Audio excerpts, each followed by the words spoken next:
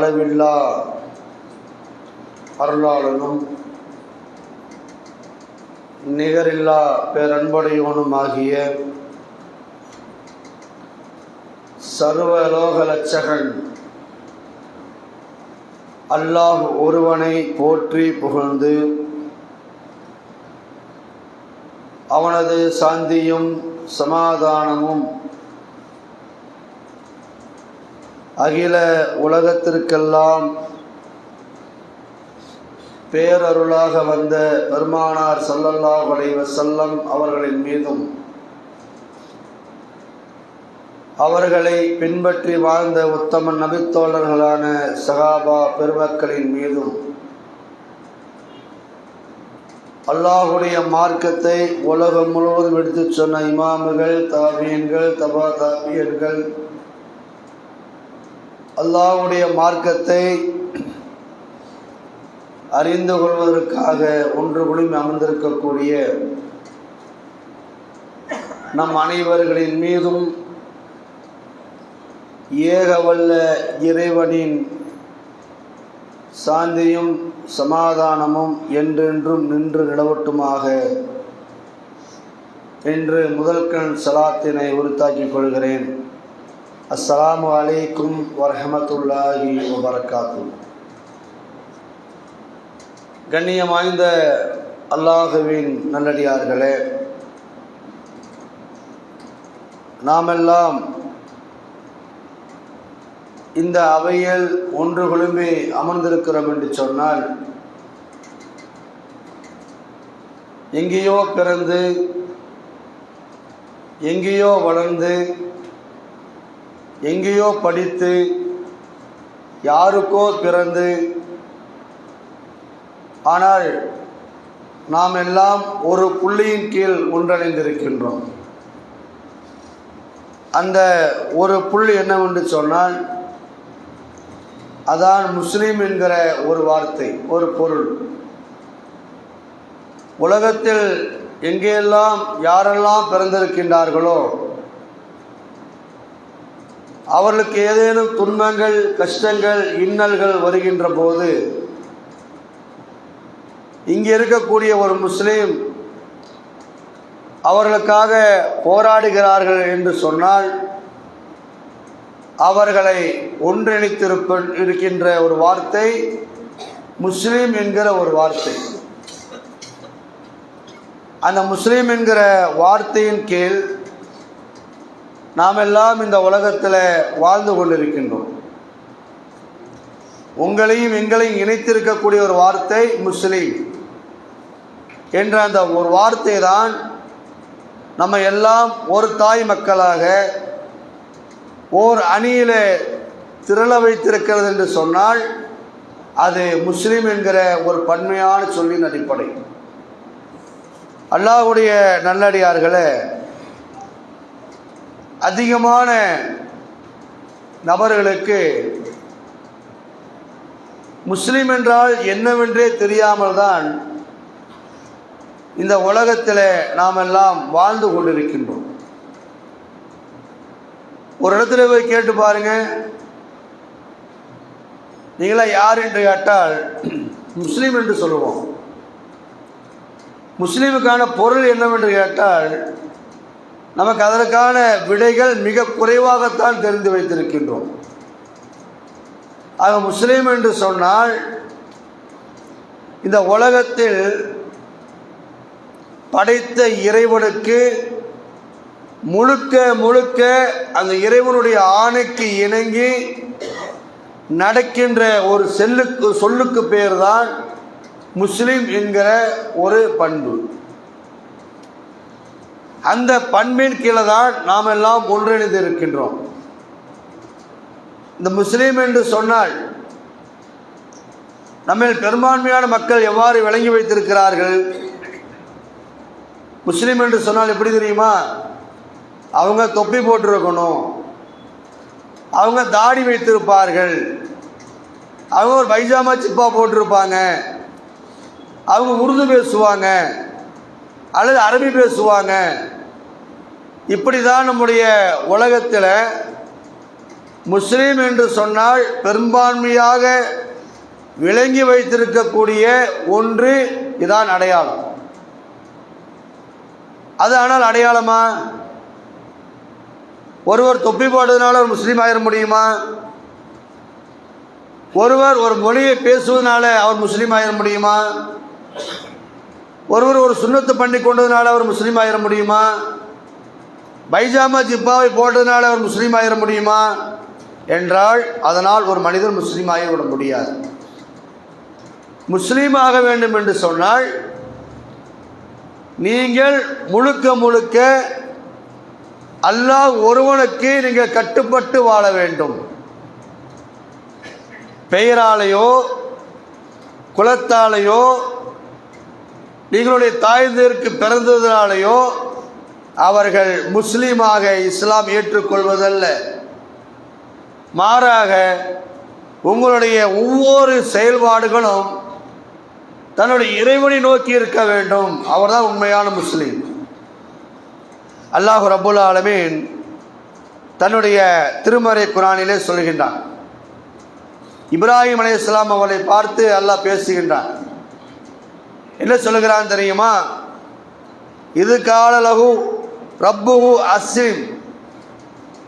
இப்ராஹிமை பார்த்து அல்லாஹ் கூறினான், அஸ்லிம், கட்டுப்படுவீராக. அஸ்லிம் என்ன அர்த்தங்க? முஸ்லீம் சொல்கிறோமா இல்லையா, அதோட பன்மை தான் அஸ்லிம் என்பது. அல்லாஹ் சொல்கின்றான், இது கால லஹு ரப்புஹு அஸ்லிம். இப்ராஹிமை பார்த்து அல்லாஹ் சொன்னான், இப்ராஹிமே அஸ்லிம், கட்டுப்படு. அவர் என்ன தெரியுமா சொன்னார்? கால அஸ்லம் துல் ரப்பில் ஆலமீன், யாவற்றை படித்து பரிபாலித்து ரட்சித்து கொண்டிருக்கக்கூடிய என் இறைவனாகிய அல்லாஹ்விற்கு நான் கட்டுப்பட்டு விட்டேன். இப்ராஹிம் நபி சொன்னார்.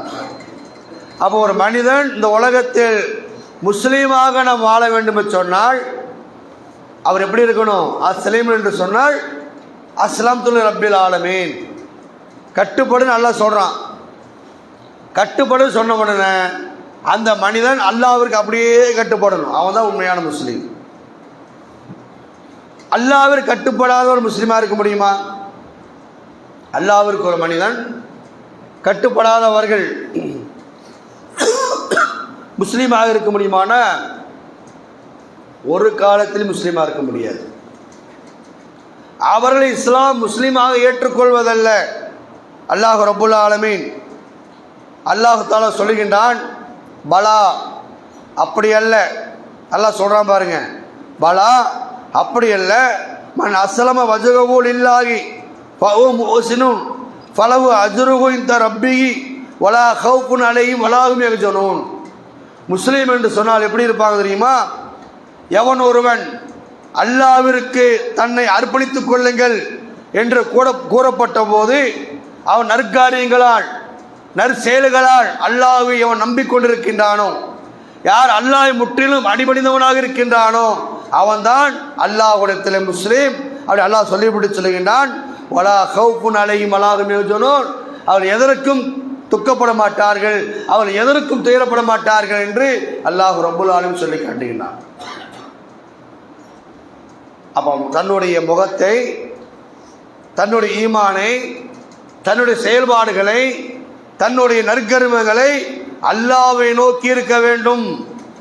அல்லாஹ்வை நோக்கி இருக்கக்கூடியவன் தான் உண்மையான முஸ்லீம். பெயரை வைத்துக் கொண்டவன்லாம் முஸ்லீம் அல்ல. வாரத்தில் ஒரு நாள் தொழுவது அவர் முஸ்லீமா? திருமணத்தின் போது மட்டும் தொழுபவர் முஸ்லீமா? சிந்தித்து பாருங்கள் சகோதரர்களே.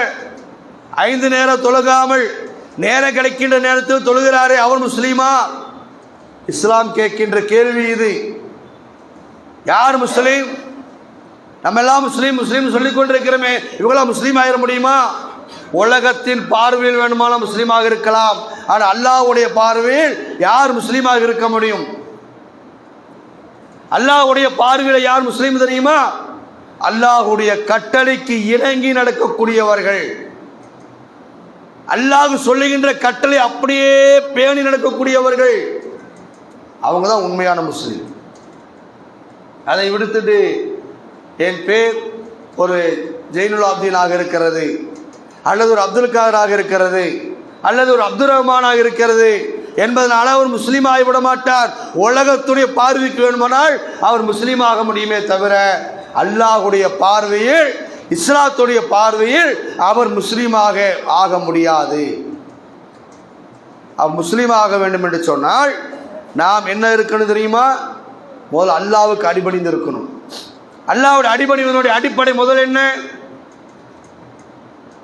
அல்லாஹ்வுக்கு நான் அடிபணிந்து விட்டேன், நான் கட்டுப்பட்டு விட்டேன், என் இறைவனுக்கு இதோ சரணடைந்து விட்டேன், என் இறைவன் என்னை அழைக்கின்றான், ஐயால சொலா, தொழுகின் பக்க வாருங்கள், ஐயாலல் பலா, அதுதான் வெற்றி இருக்கிறது, நீங்கள் ஓடி வாருங்கள் என்று அல்லாஹ் அழைக்கப்படுகின்ற போது யார் தன் குடும்பத்தாரை விட்டு, தொழிலை விட்டு எல்லா உலக தொடர்புகளெல்லாம் துண்டித்து விட்டு என்னுடைய இறைவன் என்னை அழைத்து விட்டான், அந்த இறைவனுக்காக நான் தொலை செல்கிறேன் என்று யார் முன் செப்பலை வந்து நிற்கிறாங்களோ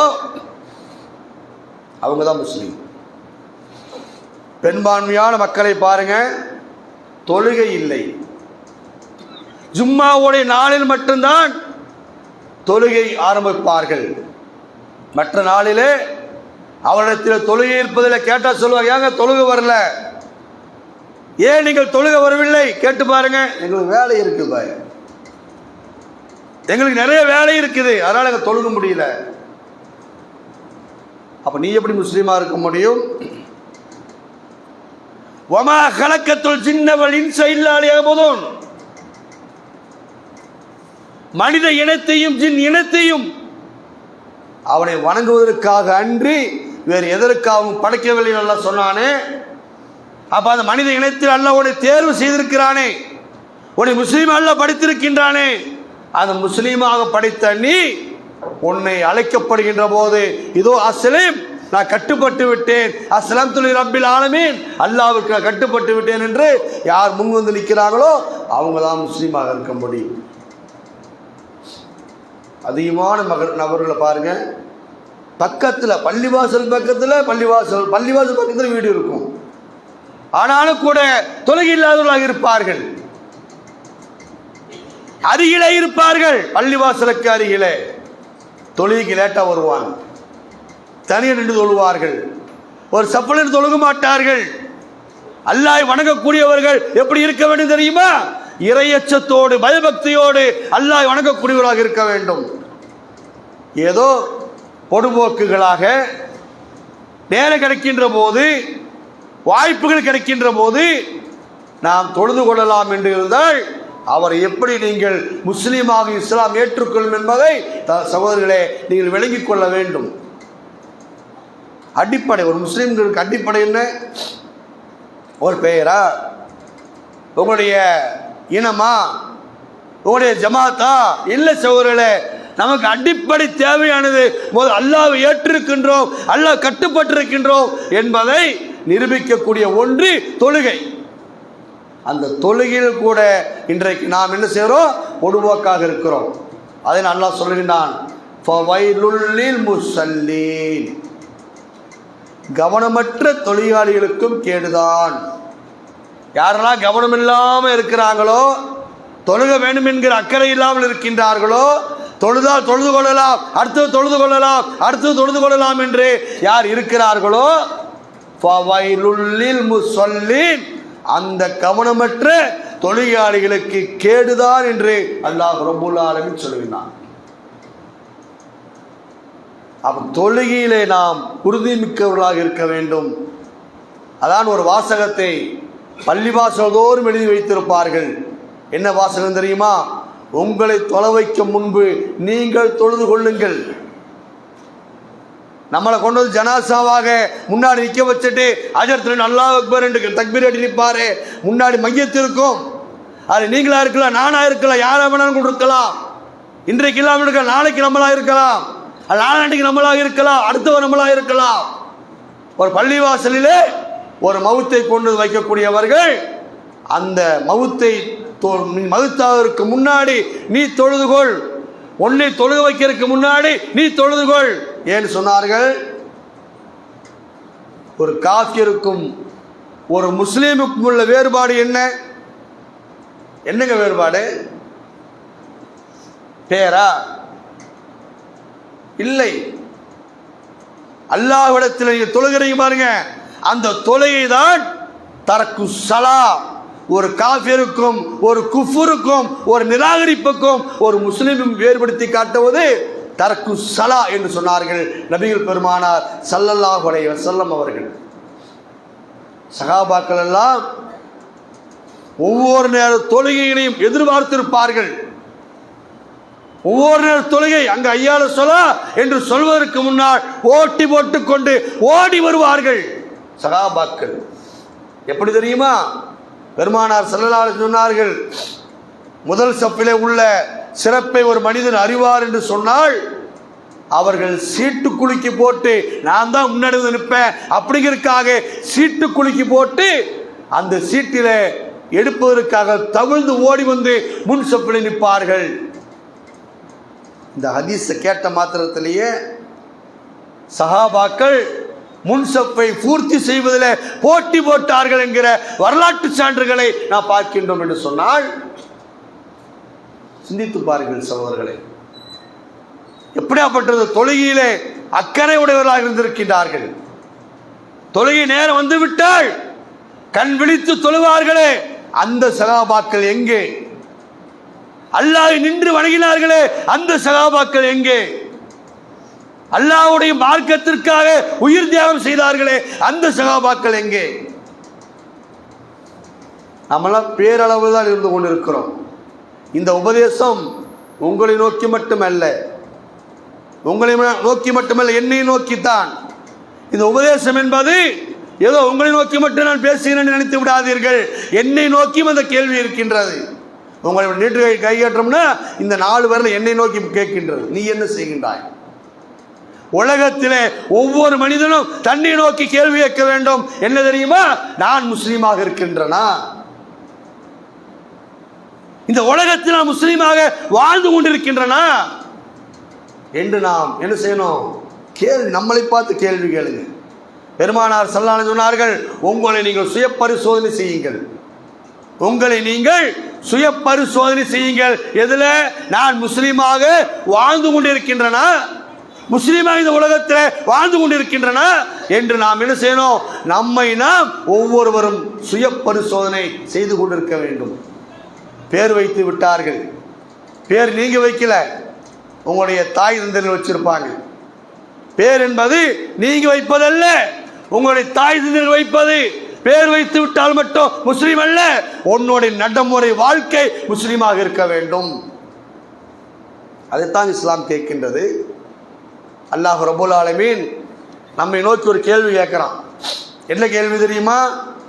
யா அய்யுஹல்லதீன ஆமனூ, ஈமான் கொண்டவர்களே, உதுகுலு ஃபி ஸில்மி காஃபா, ஈமான் கொண்டவர்களே, நீங்கள் இஸ்லாத்தில் முழுமையாக நுழைந்து விடுங்கள். இஸ்லாத்தில் நீங்கள் முழுமையாக நுழைந்து விடுங்கள். முழுமையாக நுழைய என்ன அர்த்தம்? முழுமையாக நுழைந்து விடுங்கள் என்றால் என்ன அர்த்தம்? நீங்க இன்னும் முழுமையாக நுழையவில்லை என்றுதான் அர்த்தம். யாரை பார்த்து சொன்னா? அன்றைய காலம் வாழ்ந்த சகாபாக்களை பார்த்து அல்லாஹ் சொல்கிறான் என்றால் நம்மளாம் இன்னும் முழுசாவில்லை, ஒன்று என்றே பண்ணலின்னு தான் அர்த்தம். அவள் ஈமானுடைய, அவள் இஸ்லாமிய பற்றுடைய அந்த நபித்தோழர்களை பார்த்து அல்லாஹ் சொல்றா, ஈமான் கொண்டவர்களே, நீங்கள் முழுமையாக இஸ்லாத்தில் நுழைந்து விடுங்கள். வலா தத்தபி ஹுதுவாத்தி ஷைத்தான் இன்னஹு லக்கும் அதுவும் முபீன், நீங்கள் விரட்டப்பட்ட சைத்தானை, அவனுடைய செயல்பாடுகளை உங்கள் வாழ்க்கையில் கொண்டு வந்து விடாதீர்கள். அவன் உங்களுக்கு பகிரமான எதிரியாக இருக்கின்றான். சைத்தானுடைய தோழனாக மாறிவிடாதீர்கள். ஏன் அல்லாஹ் இப்படி சொல்றான் தெரியுமாங்க? இப்போ ஒரு பிரச்சனை ஓடிட்டு இருக்கு. கடைநல்லூரை சேர்ந்த ஒரு பெண்மணி ரீல்ஸ் போடுறான். ஃபேஸ்புக்கு, இன்ஸ்டாகிராமு, பல்வேறு இணையதளங்களிலே ஒரு போஸ்டர் போடுறான். என்ன போஸ்டர் தெரியுமா?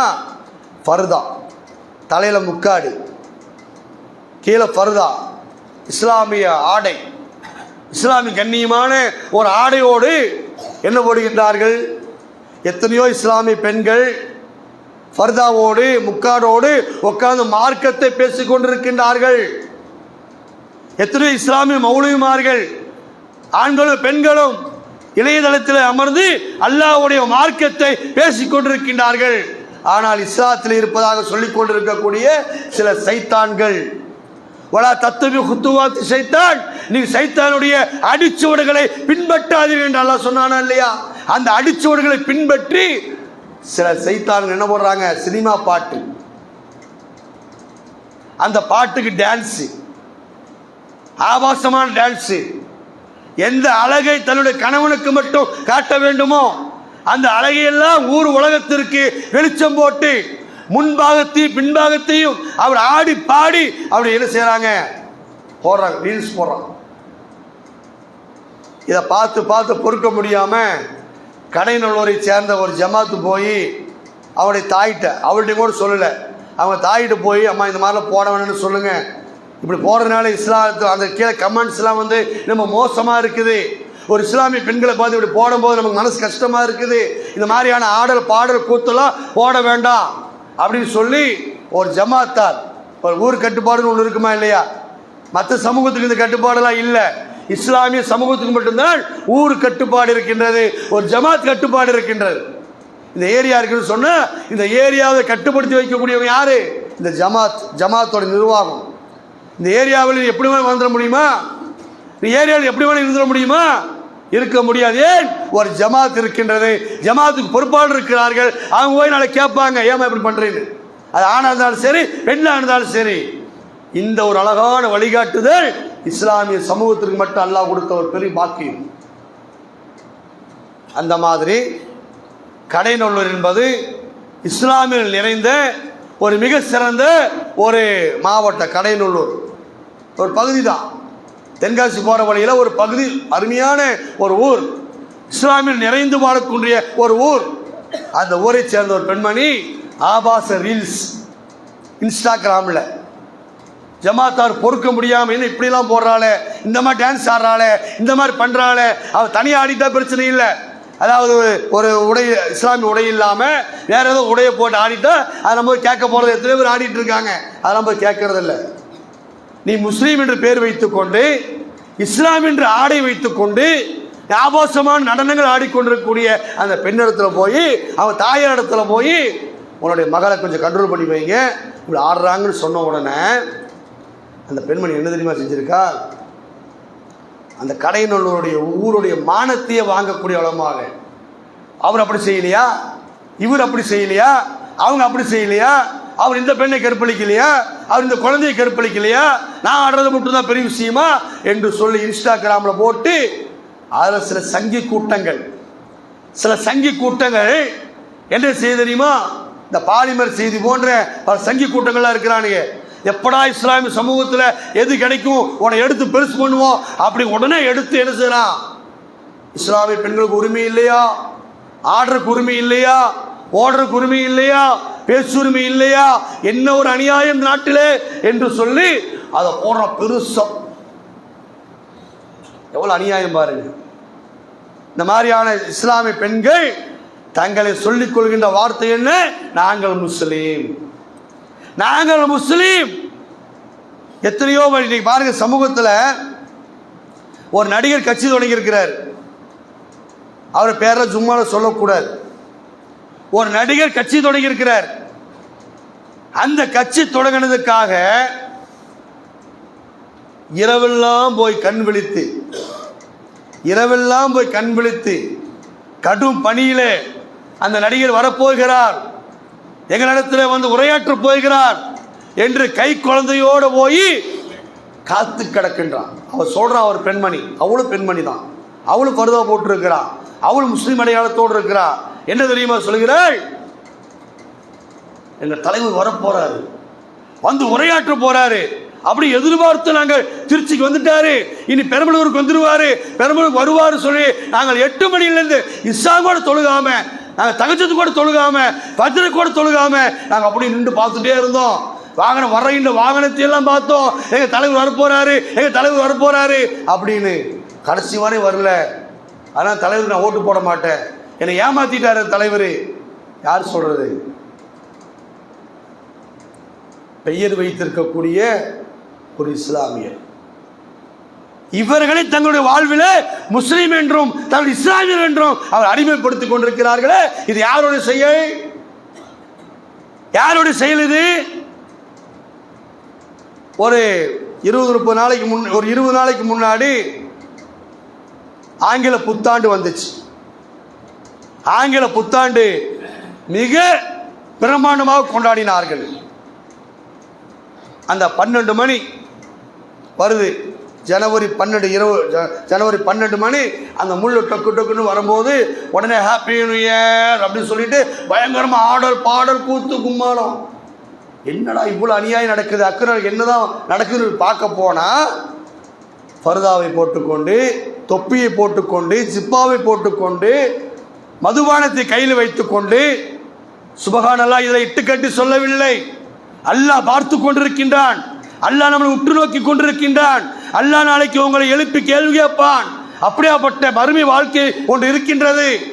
நம்முடைய இஸ்லாமிய ஆண்கள் பெண்கள் அந்த புத்தாண்டிலே, ஆங்கில புத்தாண்டிலே என்ன செய்தார்கள்? ஹாப்பி நியூ இயர் அப்படி உடனே பயங்கரமா ஆட்டம் பாட்டம் கொண்டாட்டம், அந்நிய பெண்களோடு கூத்து, அந்நிய ஆண்களோடு கூத்து, சினிமா பாட்டுக்கு டான்ஸு, மதுபானத்தில் கையில வைத்திருக்கின்றார்கள். இவங்க முஸ்லீமா? இது முஸ்லீம் என்று சொல்ல முடியுமா? ஆனால் கூறிக்கொள்வது என்ன? நாங்கள் முஸ்லீம். அல்லாஹ் சொல்கிறான், ஐயுகல்லதீன் ஆமனு சில்மி காப்பா, ஈமான் கொண்டவர்களே நீங்கள் இஸ்லாத்தில் முழுமையாக நுழைந்து விடுங்கள். தொழுகைக்கு நேரம் இல்லை, நோம்பு வரப்போகுது, அடுத்த மாதம் நோம்பு ஸ்டார்டிங் ஆகிருப்போது, நோம்பு வைக்க நேரம் இல்லை. ஆனால் இது போன்ற ஆடல் பாடல் கூத்து கும்மாளம் எல்லாத்துக்கும் நேரம் இருக்கிறது என்று சொன்னால் உன்னை எப்படி இஸ்லாம் உன்னை முஸ்லீமாக ஏற்றுக்கொள்ளும்? உன்னை எப்படி இஸ்லாம் ஏற்றுக்கொள்ளும்? நீங்கள் சிந்தித்து பாருங்கள் சகோதரர்களே. அப்ப அல்லாஹ் சொல்றான், வலா தத்தபி குத்துவாத்தி ஷைத்தான் இன்னஹு லக்கும் அதுஉ முபீன். சைத்தானுடைய அடிச்சுவடுகளை பின்பற்றி விடாதீர்கள். அவன் உங்களுக்கு பகிரங்கமான விரோதியாக இருக்கின்றான். தெளிவான விரோதி யாரு? சைத்தான். சைத்தான். அப்ப அவ்வளவு மோசமாக இஸ்லாமிய சமூகத்தை சேர்ந்தவர் ஆண்களும் பெண்களும் இன்னைக்கு வழிகேட்டிலே போய் கொண்டிருக்கிறாங்க என்று அவங்க கூறிக்கொள்கின்ற வார்த்தை என்ன? அது இஸ்லாம் முஸ்லீம் இல்லை சகோதரர்களே. அவன் ஒரு காலத்திலும் இஸ்லாம் முஸ்லீமாக ஏற்றுக்கொள்வதில்லை. இந்த உலகத்தில் 3 வகை முஸ்லீம்கள் இருக்கிறார்கள். உங்களுக்கு தெரியுமா? 3 வகை முஸ்லீம்கள் இருக்கிறார்கள். எப்படி பிரிப்பது? ஒரு முஸ்லீம் வகை 3ஆ பிரிச்சுக்கங்க. இஸ்லாமிய சமூகத்தில் 3 வகை முஸ்லீம்கள் இருக்கிறார்கள். ஒரு வகை முஸ்லீம் ஒன்றுமே இஸ்லாத்தை பற்றி அறியாத முஸ்லீம். அல்லாஹ்னா யாருன்னு தெரியாது, குர்ஆன்னா என்னன்னு தெரியாது, இஸ்லாம்னா என்னன்னு தெரியாது, முஹம்மது நபினா யாருன்னு தெரியாது, ஆனால் பேர் என்ன? முஸ்லீம். இது ஒரு வகை. இனி ஒரு வகை என்ன? அறிந்தும் அறியாத முஸ்லீம். கொஞ்சம் தெரிஞ்சு வச்சிருப்பாங்க, கொஞ்சம் தெரியாது, அறகுறையாக பின்பற்றக்கூடியது, அறகுறையாக தொழக்கூடியது, அறகுறையாக ஓதாமல் இருப்பது, அறகுறையாக ஓதுவது, இப்படிப்பட்ட ஒரு அறகுறை முஸ்லீம். இனி ஒரு முஸ்லீம் என்ன? அல்லாஹ்வுடைய மார்க்கத்தை அறிந்து அதன் அடிப்படையில் நடக்க வேண்டும் என்று தெரிந்து நம்முடைய வாழ்க்கையை நடத்தி கொண்டிருக்கக்கூடிய ஒரு வகை முஸ்லீம். இப்ப இந்த முஸ்லீம் 3 வகையில நம்ம எந்த வகையில இருக்க போறோம்? இந்த 3 வகையில எந்த வகையில் இருக்க போறோம்? 3 வகையில ஒரு வகை முன்னாடி சொன்ன பாருங்க, எதுவுமே அறியாத முஸ்லீம். அவங்க முஸ்லீமா? இல்லை. இஸ்லாம் ரிஜெக்ட், தூக்கி எறிந்து விடுகின்றது. வேறு வேணா முஸ்லீமா இருக்கலாம், உன்னோட தாய் தந்தை வேணா முஸ்லீமா இருக்கலாம், ஆனால் இஸ்லாத்துடைய பார்வையில் நீ முஸ்லீம் அல்ல. நம்ம பார்வையில், இஸ்லாத்துடைய பார்வையில். 2ஆம் வகை யாரு? அறிந்தும் அறியாத முஸ்லீம்கள். தெரிஞ்சு வச்சிருப்பா, தெரியாம இருக்கும். இவங்களே இஸ்லாமிய செய்யல, முழுமையா உள்ள வாங்கன்னு கூப்பிடுகின்றது.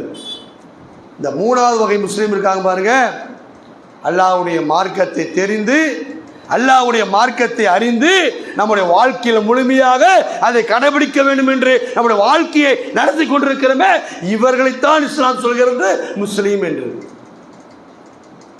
அவன்தான் சொல்றான் முஸ்லீம். இன்னும் நீங்கள் பாருங்க, முஸ்லீம் என்று சொல்றோம்ல, நான் யாராவது நான் கேள்விப்பட்டு கேட்டேன்னு நினைக்காதீங்க. இதெல்லாம் நம்முடைய வாழ்க்கையை பக்குவப்படுத்துகின்ற வார்த்தை. எத்தனை நபர்களுக்கு குரான் ஓத தெரியும்? நம்ம முஸ்லீம் சொல்கிறோமா இல்லையா? நான் முஸ்லீமுங்க. அவன் முஸ்லீமா? குரான் ஓத தெரியுமா உனக்கு? கேட்டு பாருங்க, தெரியாது. குரான் ஓத தெரியாதவர்கள் முஸ்லீமா இருக்க முடியுமா? அல்லாஹ்வுடைய கலாமை, அல்லாஹ்வுடைய வார்த்தையை, அல்லாஹ்வுடைய சட்டத்தை, அல்லாஹ்வுடைய பொக்கிஷத்தை ஓத தெரியாதவர் முஸ்லீமா இருக்க முடியுமா? சகோதரர்களே, இருக்க முடியுமா? இருக்கவே முடியாது. குரான் என்பது இறைவனுடைய சொல், இறைவனுடைய வார்த்தை. அந்த இறைவனுடைய வார்த்தையை யாருடைய உள்ளத்தில் கடுகளவும் கூட திருக்குறான் வசனங்கள் இல்லையோ அது பாலடைந்த வீட்டை போன்று என்று பெருமானார் ஸல்லல்லாஹு அலைஹி சொன்னாங்களே. அவ எத்தனை பேர் குரான் ஓத தெரியும்? ஒரு தொழுது வைக்கிறார், தொழுது வைக்கும் போது அழுந்து சொல்ல தெரியல, அல்லாஹ் அக்பர் என்ன அர்த்தம் தெரியல, சுப்ஹானல்லாஹ் என்ன அர்த்தம் தெரியல, இன்ஷா அல்லாஹ் என்ன அர்த்தம் தெரியல, எதுவுமே தெரியாம நம்முடைய வாழ்க்கை நிற்கிறமே. குரான் என்பது ஏதோ அஜர்த்துக்கு அருளப்பட்டது, ஏதோ மௌலிமார்களுக்கு அருளப்பட்டது, நமக்கல்ல. அவங்க சொல்றதை கேட்டு அப்படி வாழ்ந்துட்டு போவோம் அப்படி நினைச்சிட்டு இருக்கிறீங்களா? குரான் உங்களிடத்தில் கேட்கின்றது, குரான் உங்களிடத்தில் பேசுகின்றது. என்னை ஓதக்கூடியவர்கள் யார்? என்னை படிக்கக்கூடியவர்கள் யார்? குரான் என்றாலே படிப்பு என்றுதான் அர்த்தம், ஓதுங்கள் என்றுதான் அர்த்தம். அந்த குரானை கூட ஓதாமல் இருப்பவன் எப்படி முஸ்லீமா இருக்க முடியும் என்பதை அல்லாஹ் கேட்கின்றான். கண்ணியத்துக்குரிய சகோதரர்களே, ஒரு சின்ன உதாரணம். ஒரு பில்டிங்கை ஒருத்தர் கட்டுறாரு. அவர் பேர் என்னங்க? இன்ஜினியர். ஒருத்தர் மருத்துவம் பார்க்குறாரு. அவர் பேர் என்ன? மருத்துவர். ஒருத்தர் பில்டிங் கட்டுறாரு, அவர் இன்ஜினியரு. ஒருத்தர் மருத்துவம் பார்க்குறாரு, அவர் பேர் என்ன? மருத்துவர். இந்த ரெண்டு உதாரணம் போதும். இவர் ஒருத்தர் இன்ஜினியர் படிக்காமல் ஒருத்தர் பில்டிங் கட்டினா அவரை பற்றி நம்ம என்ன சொல்லுவோம்? ஒருத்தர் இன்ஜினியருக்கே படிக்கலை, ட்ரிபிள் படிக்கலை, இன்ஜினியர் சம்பந்தமான எந்த ஒரு இன்ஜினியர் படிப்பும் படிக்கலை, நான் பில்டிங் கட்டி தரேன் பாயிண்ட் வர்றாரு. இவரை பற்றி நம்ம என்ன சொல்லுவோம்? இவர் போலி இன்ஜினியருங்க, படிக்காத இன்ஜினியரு அப்படி தானே சொல்லுவோம். அவர் கட்டுற பில்டிங் நல்லா இருக்குமா? ஒருத்தர் ஒரு பில்டிங்கு அந்த படிக்காமல் ஒருத்தர் பில்டிங் கட்டி கொடுத்தா நல்லா இருக்குமா? எங்கேயோ குறை இருந்துக்கிட்டே இருக்கும். அதே மாதிரி ஒருத்தர் மருத்துவமே படிக்கலை, நான் மருத்துவம் பார்க்குறேங்க, சளியா என்கிட்ட வாங்க, காய்ச்சலா என்கிட்ட வாங்க, கிட்னி ஃபெயிலியர் என்கிட்ட வாங்க, இருதய நோயா என்கிட்ட வாங்க, மருத்துவம் தர சொல்லணும், போகுமா? நம்ம போக மாட்டேன். போலி டாக்டர்ப்பா, அவரு போலி டாக்டரே படிக்காமல் வந்துருக்கிறாரு சொல்லுவோமா இல்லையா? இப்போ நம்மள்கிட்ட அப்படியே வாங்க, குரானை படிக்கலை, ஹதீஸை படிக்கலை, அல்லான்னு நமக்கு யாரும் தெரியல, முஸ்லீம்னு சொல்லிட்டு போகிறோமே. அப்போ இவங்க யார்? படிக்காதவன் இன்ஜினியர் அல்ல, படிக்காதவன் டாக்டர் அல்ல. குரானை படிக்காதவர் எப்படி மட்டும் முஸ்லீமாக இருக்க முடியும்? முஸ்லீமாக இருக்க முடியுமா? அப்போ குரானை நம்ம கையில் வைத்திருக்கின்றோம். குரான் நம்ம வீடுகளில் இருக்கின்றது. எங்கே இருக்கிறது? அலமாரியில். குரான் எங்கே இருக்கிறது? நம்ம பீர்வாவுக்கு மேலே. குரான் எங்கே இருக்கின்றது? கிளியாம பத்திரமா அப்படியே வச்சிருக்கிறோம். எதுக்கா குரான் உங்களுக்கு வந்தது? இருக்கிற குரான் கியாமா, குரானை ஓதுங்கள். அந்த குரான் நாளை மறுமை நாளிலே உங்களிடத்திலே சாட்சி சொல்லும். அல்லாஹ் இந்த குரானை அவன் படிக்காமல் மேலே அலாரில் வைத்திருந்தான், எல்லாம் இந்த குரானை படிக்காமல் அவன் பீர்வாவில் வைத்திருந்தான், எல்லாம் இந்த குரானை படிக்காமல் அவன் பீர்வாவுக்கு மேலே வச்சிருந்தான். குரான் நாளைக்கு பேசும், குரான் நாளைக்கு சொல்லும், அல்லாஹ் இந்த குரானை இவன் மனனம் செய்தான், குரானை ஓதினான், குரான் அடிப்படையில் அவன் நடந்தான் என்று குரான் நாளைக்கு மறுமையினாலே அல்லாஹ்விடத்தில் இரண்டு விதமாக பேசும். சகோதரர்களே, இறுதியாக அல்லாஹ் ரப்புல் ஆலமீன் நமக்கு ஒரு உபதேசத்தை செய்கின்றான். என்ன உபதேசம் தெரியுமா? யா அய்யுஹல்லதீன ஆமனு தக்குல்லாஹ், ஈமான் கொண்டவர்களே நீங்கள் அல்லாஹ்வை அஞ்ச வேண்டிய முறைப்படி அஞ்சிக் கொள்ளுங்கள். யா அய்யுஹல்லதீன ஆமனு தக்குல்லாஹ் ஹக்க துகாத்திஹி, நீங்கள் ஈமான் கொண்டவர்களே அல்லாஹ்வை அஞ்ச வேண்டிய முறைப்படி அஞ்சிக் கொள்ளுங்கள். வலா தமுத்துன்ன இல்லா வஅன்தும் முஸ்லிமூன், நீங்கள் மரணிக்கின்ற போது முஸ்லீம்களாக அன்றி மரணித்து விடாதீர்கள். முஸ்லீம்களாக அன்றி மரணித்து விடாதீர்கள் என்ற உபதேசத்தை அல்லாஹ் நமக்கு செய்கின்றான். மரணம் எப்போ வரும் நமக்கு தெரியாது சகோதரர்களே. உட்காரும்போது வரலாம், நிற்கும் போது வரலாம், பேசும்போது வரலாம், சாப்பிடும்போது வரலாம், தூங்கும்போது வரலாம், படுக்கும்போது வரலாம், பேசிகிட்டு இருக்கும்போது வரலாம், டீ குடிக்கும்போது வரலாம். எந்த நேரத்தில் நமக்கு மரணம் வரும்னு சொல்ல முடியாது சகோதரர்களே. மரணம் வருகிற போது அல்லாஹ்விடத்தில் போய் அல்லாஹ் நான் குர்ஆன் ஓதிட்டு வந்துடுறேன் அல்லாஹ், அல்லாஹ் தொழுதுட்டு வந்துடுறேன் அல்லாஹ், எனக்கு கொஞ்சம் நேரத்தை கொடுறா அல்லாஹ், கொஞ்சம் டைம் கொடுறா அல்லாஹ், அல்லாஹ்ட்ட கேட்டால் அல்லாஹ் தஆலா தரமாட்டான். உங்களுக்கு ஆயுசை கொடுத்துருக்குறான். இது நாள் வரைக்கும் நம்ம உயிரோடு இருக்கிறோம். இதுவரைக்கும் நம்ம உயிரோடு இருந்து கொண்டு இருக்கின்றோம். யாரெல்லாம் குர்ஆன் ஓத தெரியாமல் இருக்கிறாங்களோ அவங்க குர்ஆன் ஓத முயற்சி பண்ணுங்கள். யாரெல்லாம் தொழுகை இல்லாமல் இருக்கிறீங்களோ உடனே தொழுகை ஏற்படுத்தி பண்ணுங்க.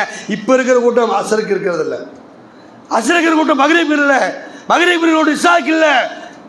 இசாவுக்கும் மக்ரிபுக்கும் அசருக்கும் இருந்த கூட்டம் ஃபஜ்ர் இருக்கிறது இல்லை.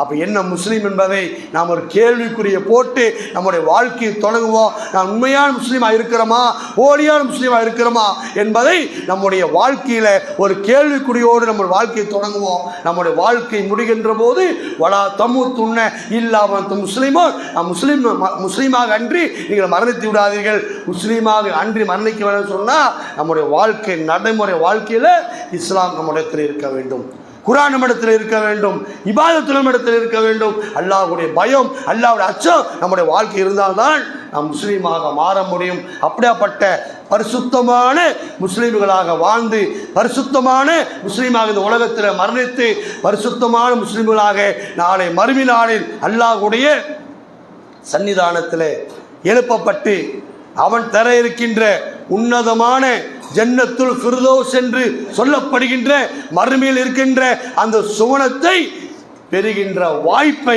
அல்லாஹ் உங்களுக்கும் எங்களுக்கும் தந்தருள்வானாக. வாகிர் தாவானா அனில் ஹம்துலில்லாஹி ரப்பில் ஆலமீன். அஸ்ஸலாமு அலைக்கும் வரஹ்மத்துல்லாஹி வபரகாத்துஹு.